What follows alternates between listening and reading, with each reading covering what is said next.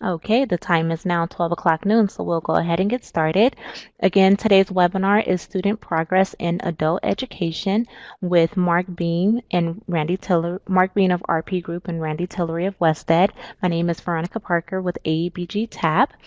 Before we get started, I'd like to check in with everyone again just to ensure that everyone is able to hear me clearly and that no one is experiencing any technical difficulties. If you are, please be sure to let me know via the chat pod, and I will be sure to address you via a private chat. You will see a yellow highlighted tab at the bottom of your screen, and that's my way of communicating with you to resolve your issues. A quick fix is just to exit out of Adobe Connect and come back in. When you come back in, you will select the dial in box option. It's the very first option, and select listen only. This will give you sound over the system. Please post any questions you have into the chat pod throughout this presentation. Either Mark or Randy will address your questions, so please be sure to post them in the chat pod. If they do not address your questions immediately, please be patient. They will get to your question as soon as they are able to. This webinar is being recorded and will be available on the California Adult Education website later on this afternoon. So I will post the URL on the page that this webinar will be posted to later on this afternoon. So if you have to leave for any reason or you would like to come back to review the recording or the materials, you will be able to do so, and it will be posted by the end of the day today. Again, I'm not seeing any other technical issues, but if you do experience any technical difficulties, please be sure to let me know. At the end of this webinar, you will receive an evaluation. It will appear on your screen. Please be sure to fill out this evaluation. It's our way of letting Randy and Mark know what you thought about today's webinar. And if after today's webinar, if you have any additional technical assistance or professional development needs, we'll be able to address them through that platform. Now I will turn it over to Randy, who will get us started with today's webinar. Randy?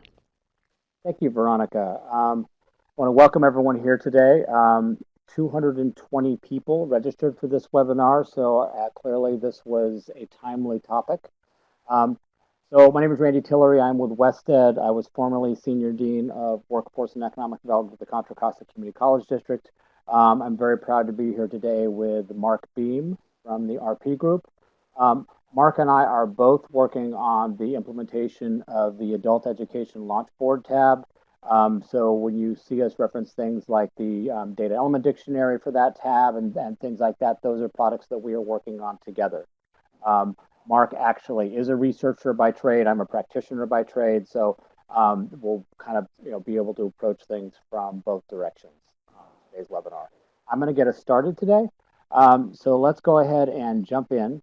So once again, the title today, so this is actually one of two webinars that we're doing back to back. So we had a lot of requests from the field, in particular researchers, with questions about both the new MIS data elements and the metrics related to measuring student progress and for categorizing populations, a lot of the new special populations elements. We decided to break that up in order to be able to provide greater context for what those elements are about, the context in which they're being implemented in adult education, and to provide some background. So just be aware of that. So we're going to go ahead and get going here.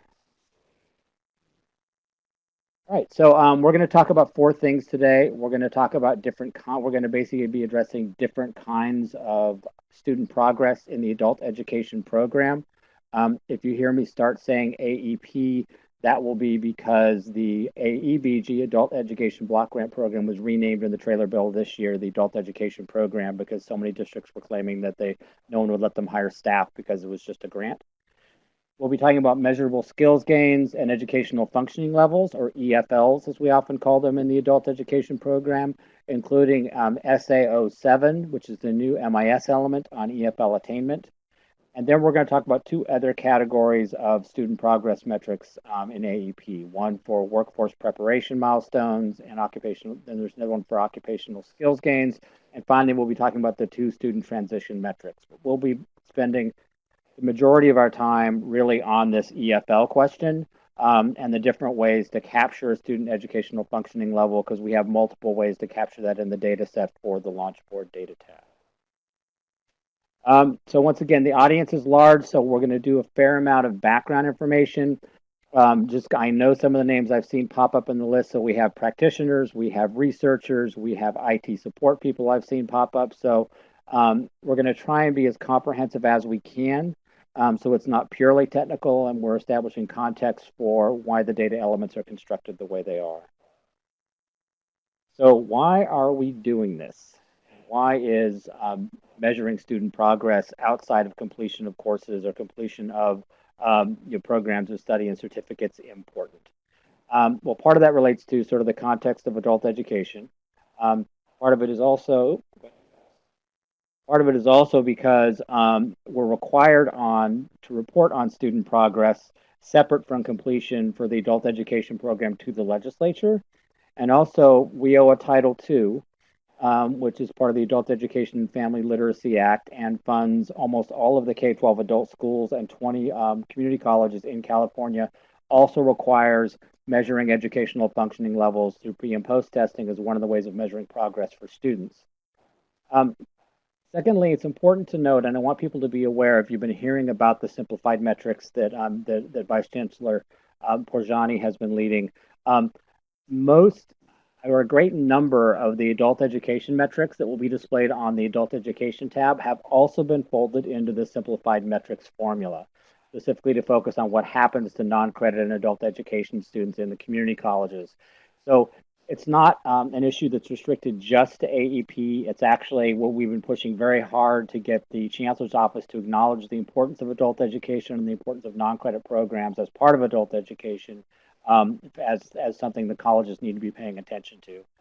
And thirdly, it's really not the idea of measuring a student's educational functioning level, even through like a test or an assessment, is not really dissimilar from what we call skills builders, or when we're looking at things like credit completion for first-time community college students. That we recognize that many students come to us, they participate in education, they make meaningful gains, they do meaningful work, and they realize meaningful gains in the labor force or just in their ability to speak English or in their ability to do math.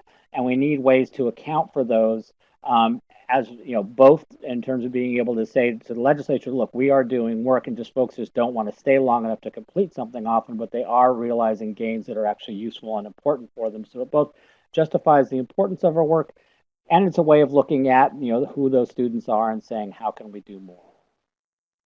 The other reason it's important to look at educational functioning levels. So adult education is structured the way it is in many ways because of the population they serve. So if you look at some key indicators, so this is from 2016-17. This was in the end of the year report that I wrote for the legislature last year. 54% of adult education students claim no prior educational attainment. That means no diplomas or educational awards of any kind. Additionally, 59% of them are unemployed or not in the labor force, and 68% of them speak a primary language other than English. Their native language is not English. So these are students often with very low levels of basic skills who are really trying to get that foothold. They often have very complicated lives and they're trying to juggle a lot of things like many of us do. And so it takes them a while to get to the point of completing even a high school diploma, let alone moving into post-secondary and getting like college certificates or degrees. And so measuring educational levels for students and student progress is a way of kind of evaluating, how quickly are students moving, what levels are they actually getting to in English, math, or English language proficiency. And the fact also that, many students are in open entry, open exit ESL and ABE courses. So these are students who are not always doing what we would call an organized educational program, like with a group of courses, like in the community college. What they're doing is they're going down the street to their son or daughter's elementary school and taking ESL when they have time to go sit in the class. And so the reason adult education keys in on using things like CASAS tests um, to actually measure progress is the fact that it's the only way we can really get a handle on whether or not they're progressing. And once again, this sort of shows the distribution of students in courses. 42% are in ESL, 16% are in adult basic ed, 21% in adult secondary, and about 15% in CTE programs. It was about 700,000 students in K-12 adult education and community college non-credit programs in 2016-17. People are saying I'm a little muffled. I am trying to speak clearly and slowly, so hopefully you can catch some of this, or hopefully you're catching most of what I'm saying, if not all of it. So the outcomes for the adult education program in California, really there's kind of four sets of different kinds of outcomes. So one are progress measures, EFL attainment, workforce preparation, occupational skills. We have measures related to transition, the transition of adult basic ed or ESL students to adult secondary education, or the transition into post-secondary education. We have completion metrics, diploma or high school equivalency, and post-secondary credentials. That's basically certificates and degrees at the community college or four-year level. And then employment. And we both look at employment, wage gains, and living wage. These are all part of the reporting process to the legislature for the adult education program in California, and something that we're using the data that you provide through either MIS or through CASAS TOPS Pro Enterprise that we're aggregating to look at outcomes and that will be displayed in the launch board. Last summer, there was an extensive process with people from the field. We had 35 practitioners from K-12 adult education, community college credit and non-credit programs, and the state agencies to actually come together and define the students, programs, and core measures for adult education for K-12 and non-credit. There was an 8-week process with 35 practitioners and 40 hours of meetings, so it was a real sprint. And so we identified the processes for data collection and the alignment of measures for student assessment, progress, and success. And we identified how adult ed will align with key WIOA metrics and definitions from other funding sources such as Perkins or Title IV at the federal level. Since then, we've actually been working using the measures identified in that report to build an adult education tab in the launch board that will be available tomorrow or Tuesday for people to go in and explore if you actually have access to the launch board. And then I will be running around the state doing training on data tools, including the launch board for adult education and consortia planning all October and November. So you should look for that coming to your region as well. Also, as I mentioned earlier, the AEP metrics, many of them have been adopted as a part of the Simplified Metrics tab and the Simplified Metrics process. So adult education lives in much less of a silo than it did before. For the tab that we're building, we have a comprehensive adult education data element dictionary that is available on the AEBG or AEP website, the adult education website. We can provide a link to that. It basically has all the calculations and data sources and everything. So if you're like, oh, if you're very wonky about data, please feel free to go and pull that down and explore it. It's completely transparent as to what's in there, and we're always happy to answer questions about it. As I said, the adult education pipeline interface is coming online within 24 hours, or on Tuesday we'll have an announcement. I mean, it'll probably go. It should be out and public tomorrow, and then we'll have a formal announcement in the next couple of days. That pipeline, that dashboard, will be kind of in a beta testing phase, so it'll be available to everybody, but we're going to be asking people to give us time to look at sort of anything that looks wonky in your data or anything that we need to fix. There's some things that are displaying kind of goofy that we need to kind of continue to work on before I go out into the field and start doing training with it in October. So the first thing we're going to talk about are educational functioning levels, and I'm going to do a little bit of background about just what those are, why they exist, and why they're important, not only for adult education, but to community college as well. And then I'm going to switch over to Mark, who's going to talk a little bit more about kind of the data elements and the calculations and the different ways that we're capturing this through your reporting, which I know is one of the things that you folks want to hear about and want to ask questions about. So after we get through the EFL portion, we may pause and have you sort of post questions that we can answer for a few minutes before we go through the last part of the presentation today on other student progress metrics and student transitions. So just to note, as I noted earlier, these are the AB 104, the authoring legislation for the Adult Education Block Grant Program when it was created in 2015. Improved literacy skills was identified by the legislature as something that we have to report on every year. We basically have divided up to basically have that be reporting on EFL attainment in math, English, and ESL. So for ABE students, ASE students, and ESL students. So we're not focusing just on literacy in kind of a formal sense, but we're actually staying within the ways in which we've been assessing students for any number of years in adult education. Um, so one of the challenges is in terms of measuring student progress is you have two systems. You have adult education, which has been historically defined as K-12 adult education, and then you have community colleges with different ways of thinking about student progress and how students move forward. So in the adult education world, partly under the dictates of WIOA and WIOA Title II, the regime is pre and post testing with a federally approved assessment instrument. In California, that is CASAS, but there's also TABE, the test of adult basic English. There's BEST. There's a number of them, and if you go to the National Reporting System website, you can make your way to a list of those assessments. States are required to identify what assessments they're going to use, and in California, CDE and the field made the decision to standardize on the use of CASAS.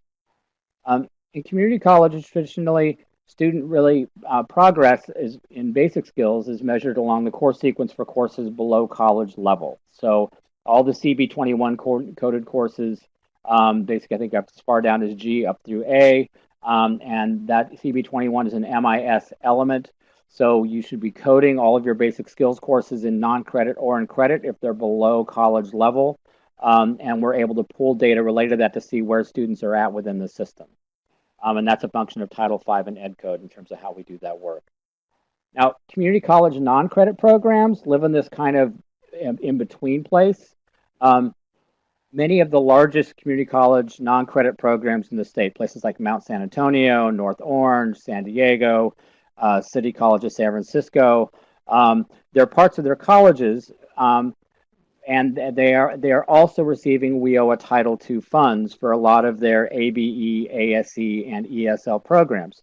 So they are both coding their courses with CB21, and they are pre and post testing some, if not all, of their students with CASAS and reporting those as educational functioning levels per the requirements of WIOA Title II. So there really is multiple. So we have some colleges who've been living in both universes for quite a while. For other folks in the community college side, this idea of pre and post tests and why you would ever do that is brand new. Now, the challenge has been that we have been trying to figure out how do we not go the route of making everybody pre and post test using CASAS. Colleges have been very clear, including some of the colleges who do a lot of pre and post testing, that they don't want to have that be the only way they can capture an educational functioning level for a student. So it was important in the process that we ran last summer with the field to really honor the processes native to both systems. So the way students progress through the CB21 course progression, as well as places their pre and post testing using CASAS tests as both ways to capture educational functioning levels, and you'll see that reflected in the ways in which we kind of capture that through your reporting. So we focused on leveraging existing data systems. We felt that it looked as if we could do that in a way that things were aligned enough to satisfy the state's reporting requirements.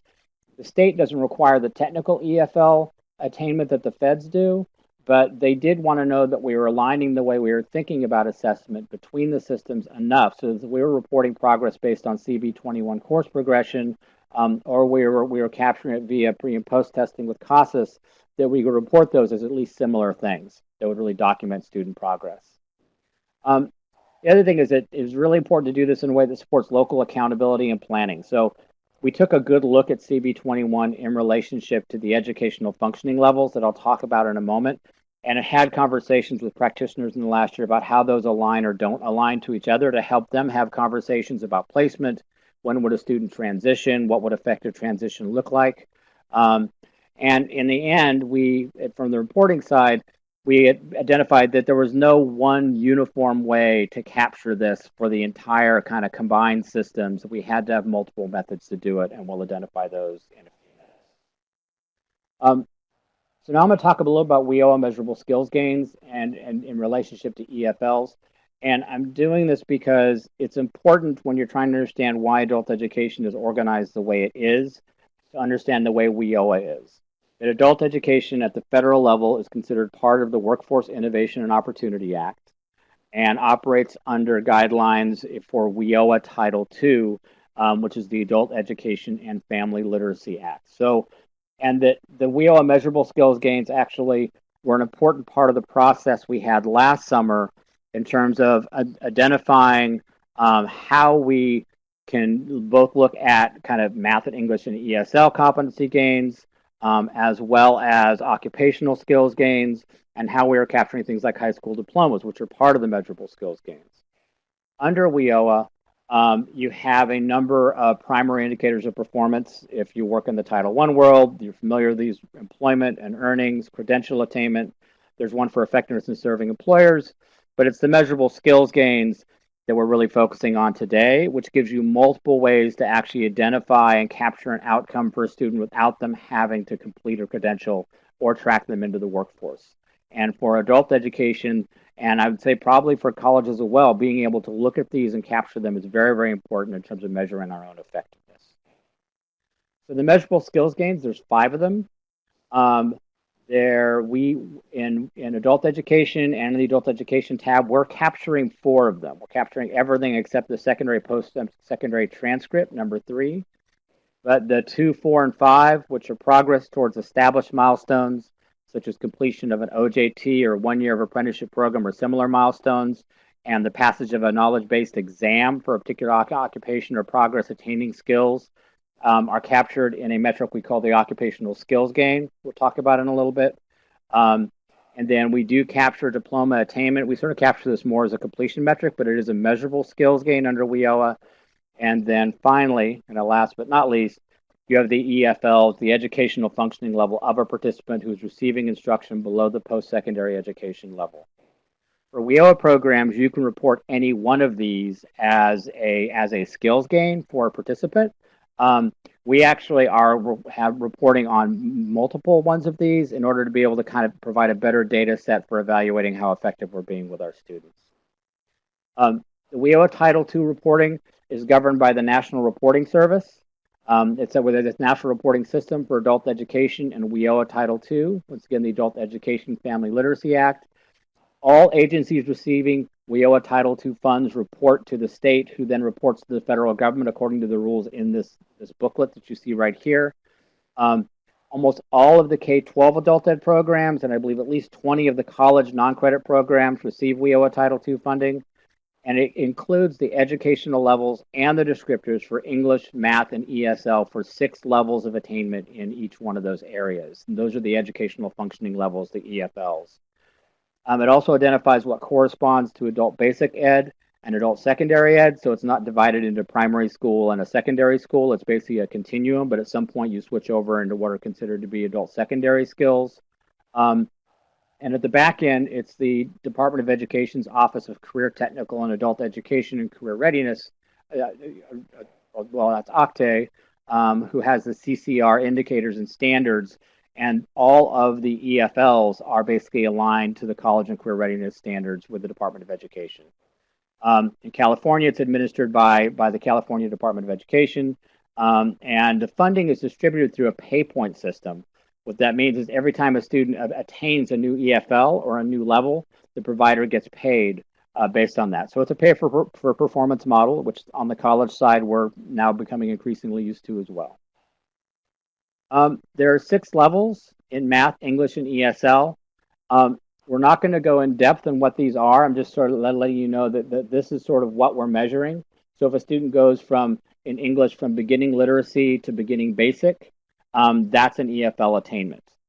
And if they go from beginning basic to low intermediate, or low beginning ESL to high beginning ESL, so which is the reason you hear about pre and post testing in the adult education world, because that's the only way you can determine that based on standardized assessments, is to do a test when the student starts, generally after about 12 hours of instruction, and testing them again after like 70 to 100 hours of instruction to see how far they progressed, so you can claim an EFL and receive your funding from the state.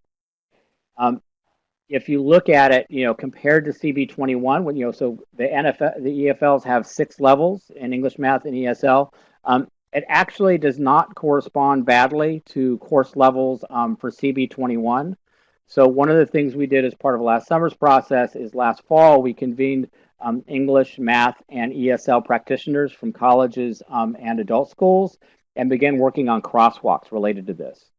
So we took the CB21 rubric and the descriptors for those. And in some places, we actually use the Common Assessment Initiative competency maps that were developed, and we mapped those to what are the current EFLs and the new proposed EFLs.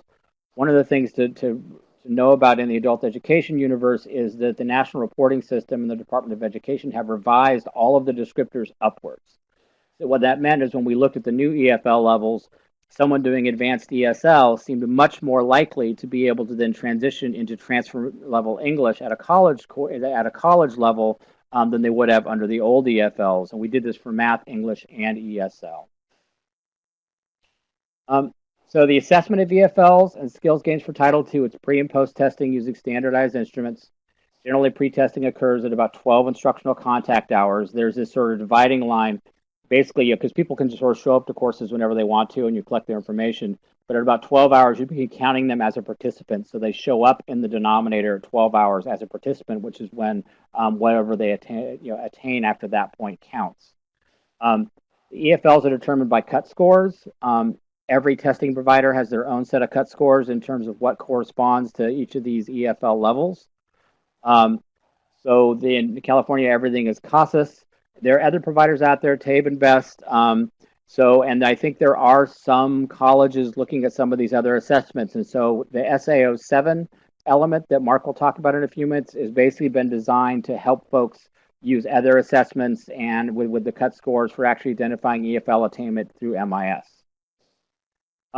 This is just an example of the table for the cut scores for CASAS.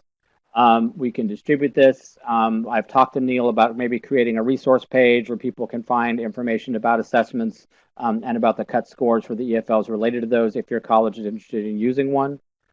So now let's talk about reporting. And I think this is where I'm actually going to hand it over to Mark. So, because Mark he is the person responsible for everything that goes into the DED. We work on it together.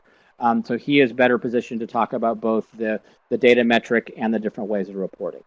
Mark? Well, thank you, Randy. I think that's excellent so far. I heard an awful lot of acronyms. I've been listening along and watching all of the questions in the chat room. And I want to say thanks to Neil Kelly and Veronica for helping answer those questions so far. I'm ready now to talk a little bit about the MIS and CASAS reporting that we receive and how we're handling the data we get from the colleges in order to create the dashboards through the data element dictionary that we've been working on. So AE Hi, Mark. or adult, yes? Mark, sorry to interrupt you. Can you please come closer to your microphone? Sure. How close is that? Is it any better? It's better if you can come a little closer and speak a little louder. All right, sure.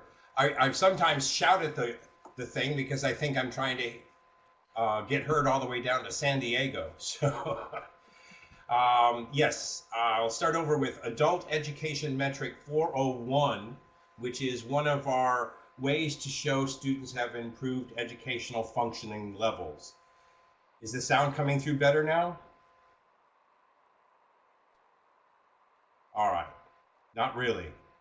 Well, let me see. Yeah, for some it is. For those of you who are still unable to hear him, if you can turn your microphone or your speaker up a little bit more, I think that will help. But Mark, just continue to come close to the microphone and speak as loudly as you can. Great. So everyone can see the Thank you. description. We're looking for any participant in the adult education who's had at least 12 hours of contact and could be either from ESL, adult basic ed, or adult secondary education. And so we scan all of the data from both CASAS and MIS, looking for students that are at least 18 years old and have 12 instructional contact hours. From there, we have 3 methods for capturing any kind of educational functional level gain. As Randy said earlier, we use the CASAS or TOPS Pro Enterprise data that shows pre and post testing results. We also use the MIS data on enrollments that show a students enrolled in a course based on a CV21 level, and those are the levels that are posted in the MIS data element dictionary A through G. We also have some testing data on students in MIS through the SA file, and data element SA07 specifically talks about educational functional levels, as we'll see. Here is an example of those codes used in SA07. Now, something I'd like to make clear to our users on the call, SA07 records are submitted by date. So you will likely have multiple records for each student and each term. And when you look closely, this does make sense because sometimes students will take an assessment prior to enrollment, and they may even take multiple assessments even during their first month or 2. And that would mean that you would want to keep a record of each assessment at the date and time so that you can report the most current assessment over time. It's also possible this record would happen prior to enrollment, or maybe testing happened at the exit or end of their enrollment.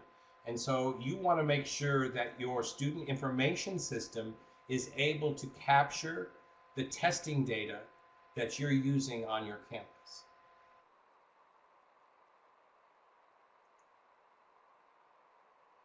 So that's why the CV22 and CV21 codes are important. CV22 again is the non-credit category that identifies the type of course students are enrolled in, and CV21 were those levels below college. We want you to plan for any supplemental data collection that's needed, and as well as making sure your student identifiers are included. That's especially important for those using the CASAS TOPS Pro Enterprise data, because we want to be able to match records for students between the 2 systems.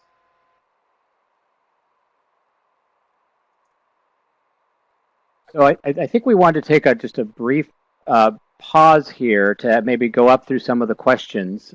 We've had a lot of questions pop up, and I'm going to, because we're at about 12:30, we have a whole nother hour, and so I'm going to go up through the question list and see what we can address for folks.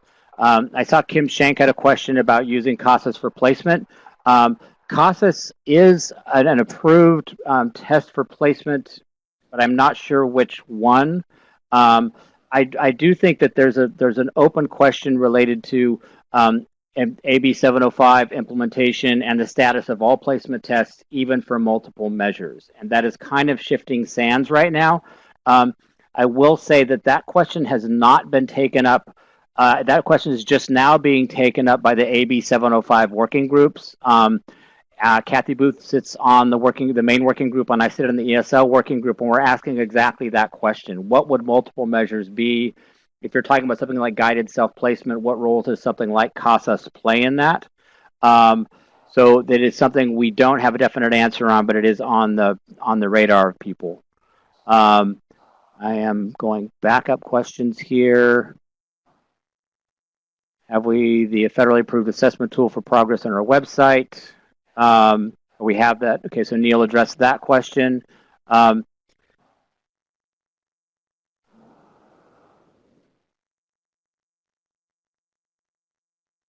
Okay, DED's on the Adult Ed website. Yes, the image for the DED was not very clear because it was just meant to show there was one. So I don't see a ton of questions that I can address right this minute. So let me just say something about the questions. We're going to try and pause and look at the questions occasionally. So I'll speak to the process for schools that are not WIOA schools. So that is actually something we can talk about. So the reason we have multiple ways to capture skills gains is that so schools that aren't WIOA schools are probably may not want to implement pre and post testing using either CASAS or TABE or BEST. if you're not reporting for WIOA Title II, you don't have to use CASAS. I will say that CASAS provides a tremendous amount of support. They're actually based in California. And I would generally recommend, if you want to be comparing apples to apples with other folks in your consortium or in your region, using CASAS would be a good way to go if you wanted to pre and post test. But if you're not doing that, we are capturing student progress. So if someone goes from one a course level in CB21 to the next highest course level in CB21, we're counting that as an EFL as well. So you don't actually have to do anything for us to capture that as an educational functioning level. However, related to sort of the coding, it's important, and we've actually had to stress this with non-credit programs because when we did some early data polls, we ran into some issues, to be sure that all of your course coding is accurate. To sit down with your faculty for your basic skills courses and review your CB21 codes. We'll be talking a little more about CB22 in terms of non-credit course types. Be sure those are accurate as well. Otherwise, students may not show up correctly the way you think they will. And finally, SA07 was really created as a way that if you wanted to use pre and post test and are not WIOA Title II, and you might be using TABE and you have the cut scores, that you can actually enter the educational functioning level for that student. Now, you have to do the work on your end of doing the testing and then identifying what level that student's at and then entering that in the student record. And then when you post test, being sure you update that record. I will say as just an IT ERP note that it's important that you actually take some time to think about how you need to patch your ERP to do this, because every time we release new MIS elements, all of the data system providers for the community colleges have to update those systems and patch them in order to be able to do this. So be sure to take that up with your tech folks in terms of where that process is regarding the new data elements, and if they're not quite getting to it, being sure they understand the urgency of doing it. I will say that with all the new data elements, because people have expressed a lot of anxiety about how, about the fact that it takes a while to get up and used to using them, and there's a lag, and oftentimes the data is a little messy at first. We know that. And at this point for ABG, as long as you're making a good faith effort to get your data in and you're catching up over this year and next year, we understand that. It's important that we demonstrate progress to the legislature, but it's especially important for your own process for sitting down within your consortium and talking about each other's effectiveness and how you can get better. That you have data about your students to share with them using through one of these methods. EFL attainment will be in the launch board. It is one of the elements that will be displayed in the launch board. How can MIS capture the students that are touched? There are ways to actually, I think, have records for students who have not enrolled in a course, but we'd have to have greater discussion about that. WIOA schools. Okay, so I'm going to actually move forward. Mark is mentioning here that we have always entered data for students being assessed without enrollment. So I know that just looking at data for the past several years in non-credit programs recently, that we had like 280, 290,000 participants and 400,000 adults served, which means there are a lot of students coming to adult schools for other services who are not showing up as participants. We're still kind of looking at that data to try and figure out what it means. So there are ways to do this, and one of the things that we can probably do is identify for folks who may not be aware how you actually would handle it in MIS given your ERP system. So I'm going to go up to the next section. So now I'm going to talk about two measures that are, and just to be clear, so workforce preparation and occupational milestones are not something necessarily that the legislature asked us to report to them.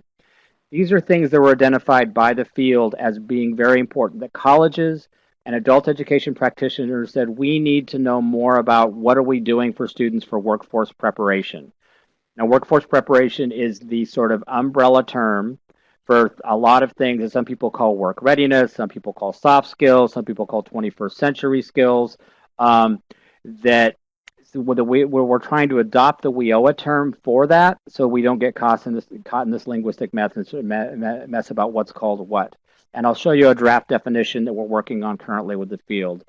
Occupational milestone is similar. People really said, we want to know how to be able to kind of identify that someone has made progress and achieved something, even if they haven't finished the certificate.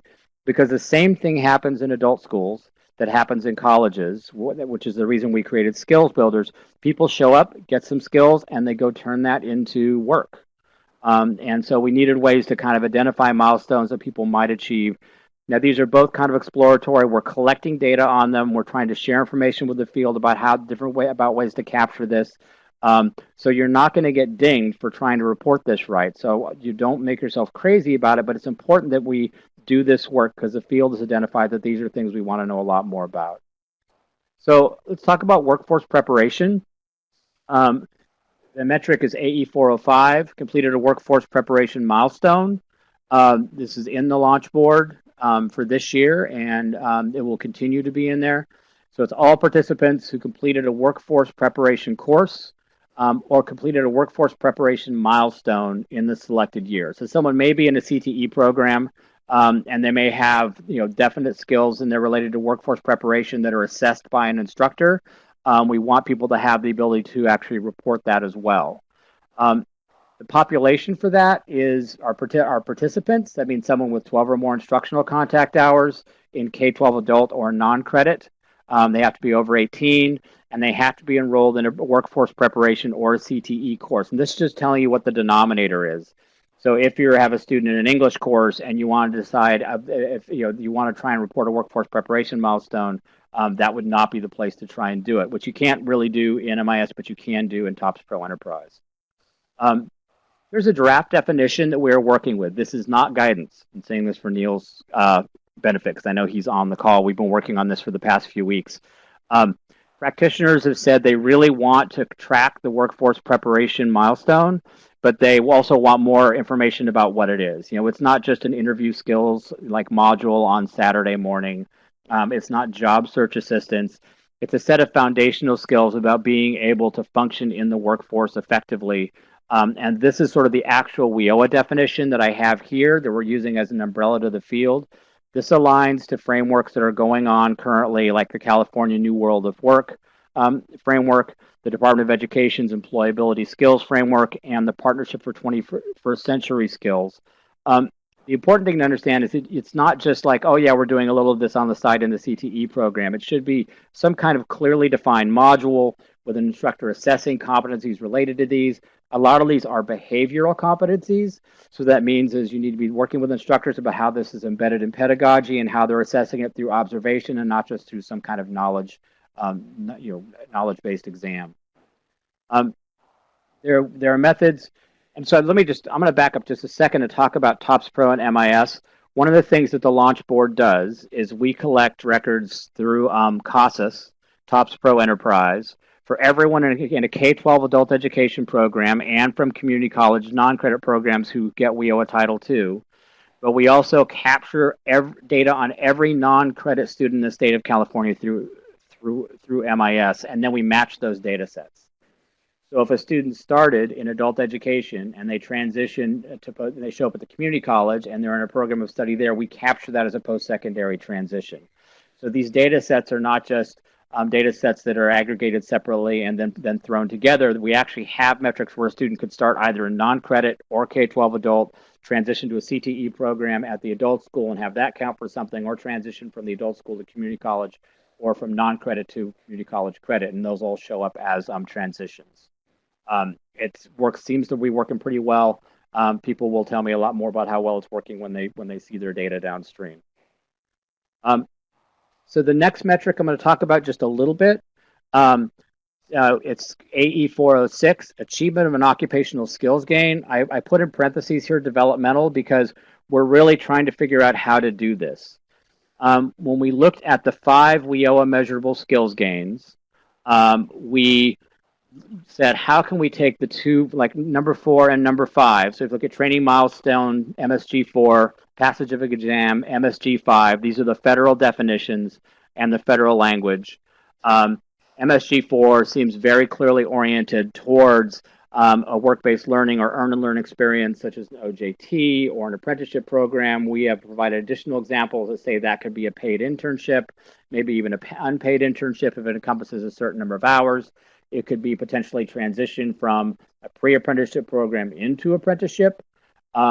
So this is where work-based learning and earn and learn strategies become very, very important.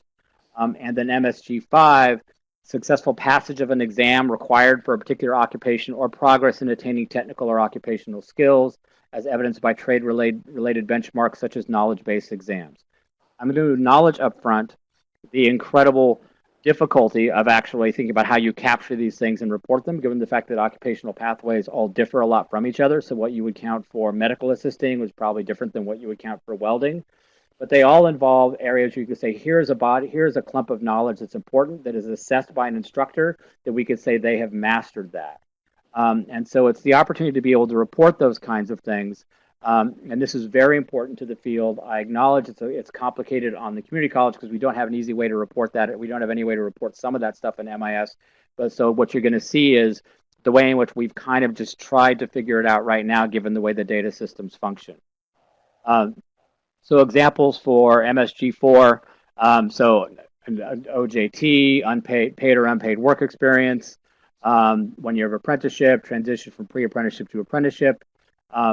So for unpaid or work experience, there are some federal and kind of acknowledged standards of what an internship is of at least 60 hours with an employer, whether it's paid or unpaid.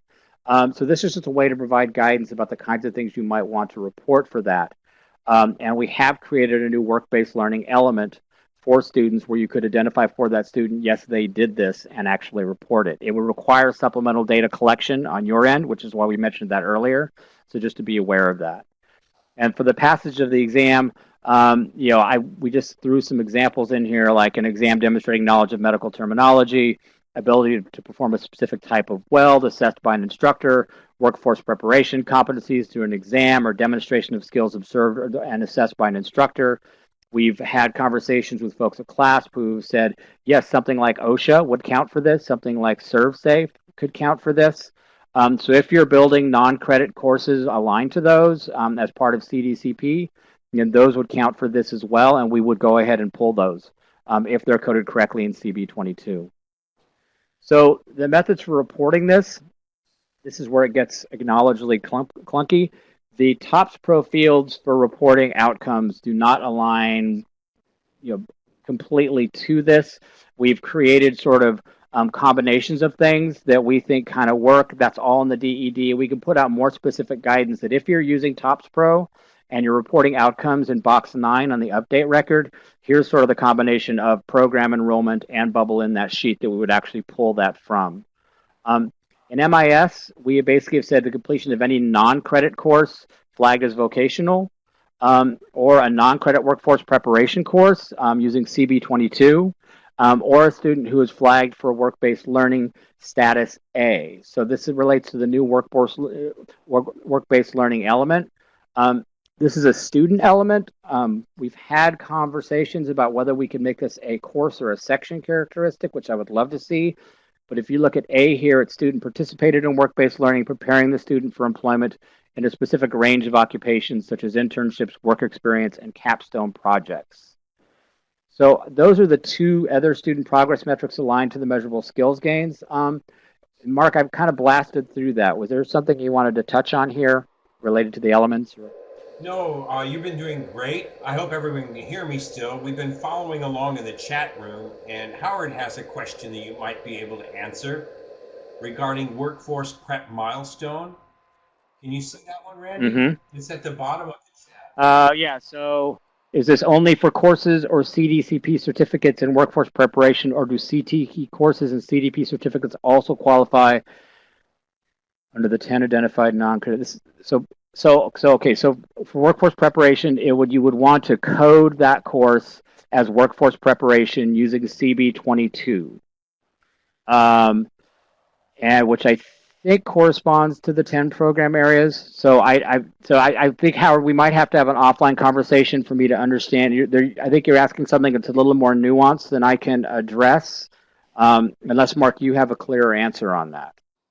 I think the answer is we capture it reported both ways, and that as long as it's being coded as workforce prep in CB22, we definitely capture it. But I think Howard's question also is one of the things we've wrestled with over this entire project, is whether or not he can see those outcomes for only CTE students. Right. So I'm going to just acknowledge a fly in the ointment. I've been acknowledging it with everyone, that for community college, since you can flag a course as workforce prep, um, it's a little clearer. In TOPS Pro Enterprise, there's no necessary logic check for what you can check as outcomes for a student based on what program that they're enrolled in. So we have had places where people are checking the box for workforce preparation for students who are in a variety of programs, where they're probably getting functional skills related to that, where it's not a workforce preparation curriculum per se that's designed to teach the competencies we identified. So I think one of the reasons we've been working on this definition is to provide a more robust sense of what should be taught in those programs and of kind of some elements of rigor related to them. So you can't just say, well, they speak better English, so clearly they're better able to function in the workforce. That is in fact true, and they're more ready to work, but that does not necessarily workforce preparation in terms of the more kind of comprehensive definition. But Mark is correct. We are struggling with that. Um, so I'm noticing a note from Neil, and I want to stress this that um, through this year, colleges were all colleges in the adult education program were reporting through TOPS Pro as well. However, this year, starting this year, we're going to be collecting the vast majority of college data only through MIS. Um, so that does create some issues in terms of how we begin to this is one of the reasons we've created the new data elements. Um, and also, once again, I want to stress that there are major elements that obviously, if folks aren't hitting in terms of the data, we would be concerned about. But a lot of these things around measuring progress and other areas are things that we're trying to learn to do collectively as a field, and they will show up in the launch board. But the launch board should be seen as an opportunity for your consortium and your member agencies to each be asking questions about how are we tracking this, how are we capturing this, and we'll continue to meet with you and provide information through webinars like this to help you get better about capturing them through your respective systems. The student transition. Mark, you want to take us through student transition? Sure. So the transition metrics all start with the same cohort of adult education participants that we've been talking about. And then we check to see if we have found records for them in the adult credit world, specifically post-secondary education. So we're looking again at the same cohort of participants that had at least 12 instructional contact hours in non-credit who were enrolled either in adult basic ed or ESL, and then had later enrollments in adult secondary education, which is non-credit, or further. These records come from both TOPS Pro or CASAS, as well as the MIS data submitted by your college. And we'll identify them by the flags checked on those forms from CASAS, as well as the CB21 levels for the enrollment in the course at MIS. Here's an example of a crosswalk from the MIS data element dictionary for CB21 levels. And you will notice the highlighted bottom two rows identify both the grade levels 1 through 8 for adult basic education and the higher grades 9 through 12 for adult secondary education. These are for non-credit courses. As you can see in the column, CB04 has an N. This is also similar to the crosswalk we used for educational functional levels when we were looking for outcomes there. Next is transition to post-secondary education, AE 502. And it's the same cohort of students, but now we're looking for an enrollment at a credit course at a community college or a college CTE course at K-12 adult. Same data sets, looking for a checkbox on the TOPS Pro Enterprise form. And you'll notice this time it also includes the CTE group for programs. And we're this time looking for enrollments in MIS based on the course credit status, CB03, CB04, and CB21 to identify the students enrolled in a credit course. We're now ready for any One questions. one Go thing I ahead.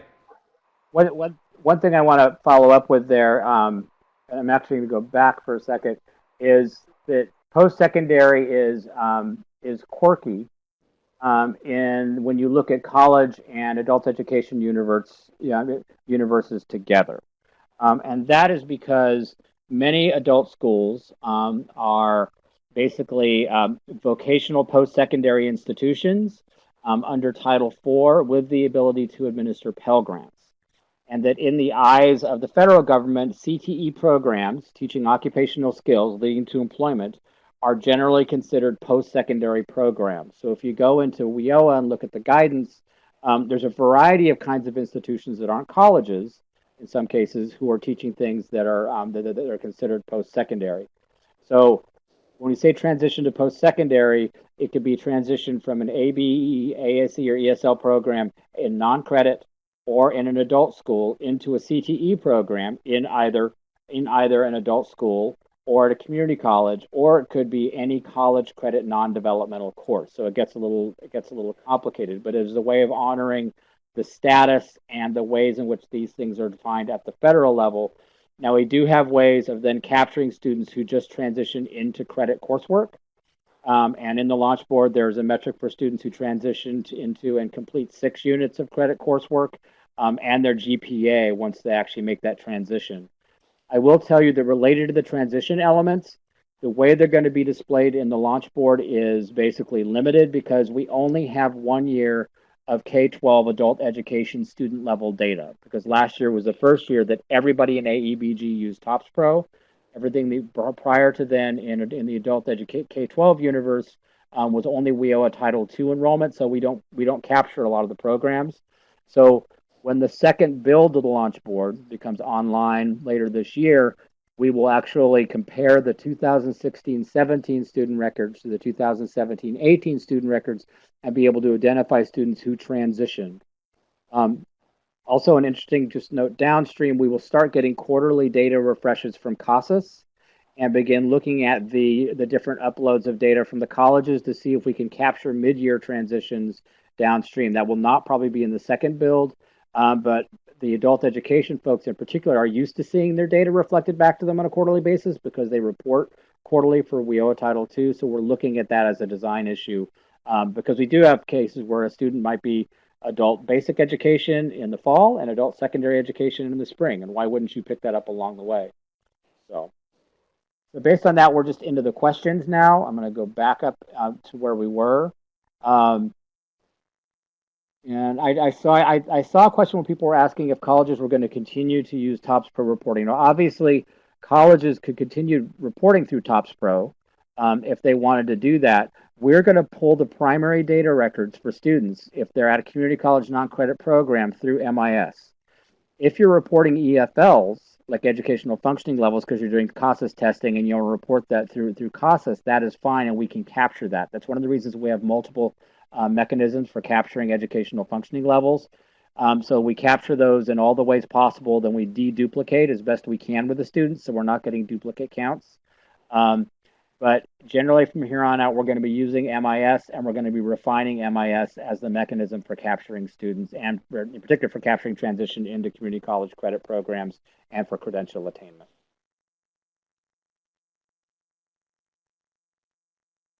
So we are open for more questions. Neil's been answering questions as we go.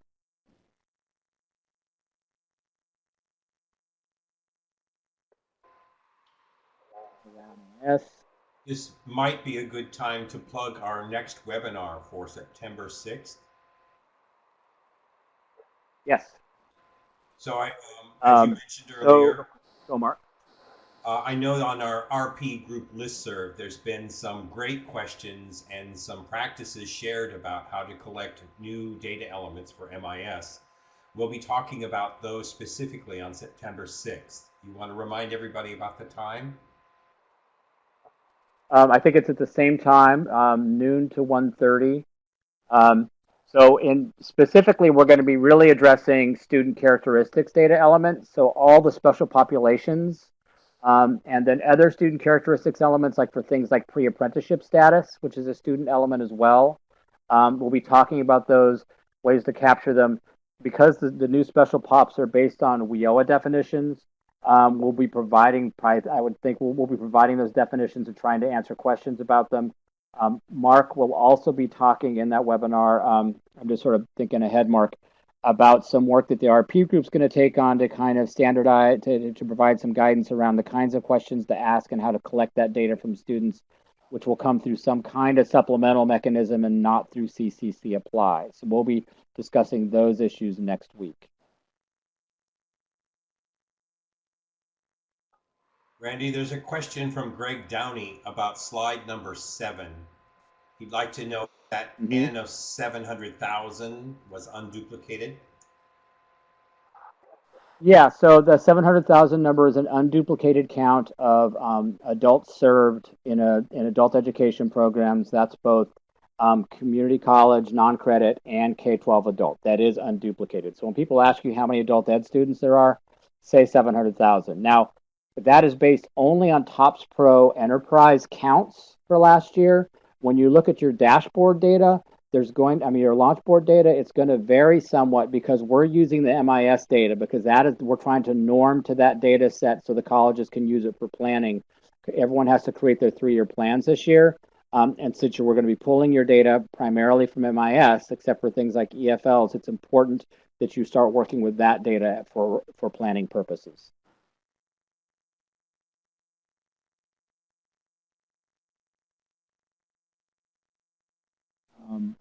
So we went faster than we thought. Let me say a couple things about the chat. We will go back through the chat and see if there are questions that we did not address, because I know it's captured in a transcript, and we will try and address those next week. So maybe we'll try and segment a part of next week's presentation for that. So the RP group document is not created yet. So Mark and Alyssa and I have been talking just this week about kind of actually pulling together an ad hoc group to work on kind of best practices related to collecting that data. I will say that if there are colleges on here who have some, I guess, nifty and good ways that they're collecting population data that's not captured through CCC Apply, we would be very interested in hearing that and maybe even incorporating that into the webinar next week. Yes, I totally second that. I will be reaching out to people on the listserv who've been sharing, and we are considering creating a small, fast work group to get some common practices out to the field with the thanks of Randy and his team.